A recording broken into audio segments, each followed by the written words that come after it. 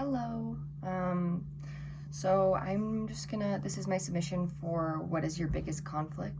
And I'm just going to talk a little bit about something that has kind of been a little bit of an issue, I suppose, in my life lately.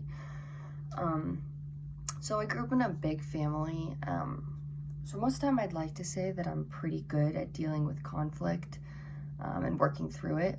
I think that it's true for many situations that if I feel like I'm being personally wronged or something's happening that really, really bothers me, I say something and try to work through it as quickly as possible.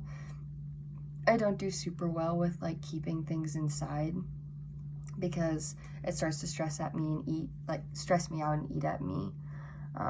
But sometimes, and I'm pretty laid back, so there's not a ton of stuff that bothers me, so I don't have to bring it up a lot of times. But sometimes there are things that come up that it's kind of awkward for me, and I'm not sure how I'm supposed to say things to people to get the message through.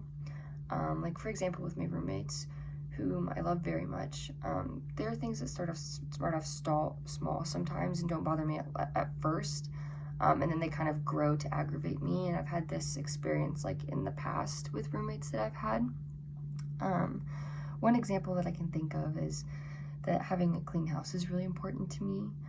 So I do most of the cleaning responsibilities in the house, and I don't mind all the time because the cleaning relaxes me. But sometimes when I spend half my day on a Saturday cleaning the common areas in the house by myself, and I'm mopping and sweeping and cleaning the bathrooms and dishes, it kind of starts to annoy me a little bit when I don't get any help. I'm happy to clean for all of us, but I'd like the same courtesy back sometimes.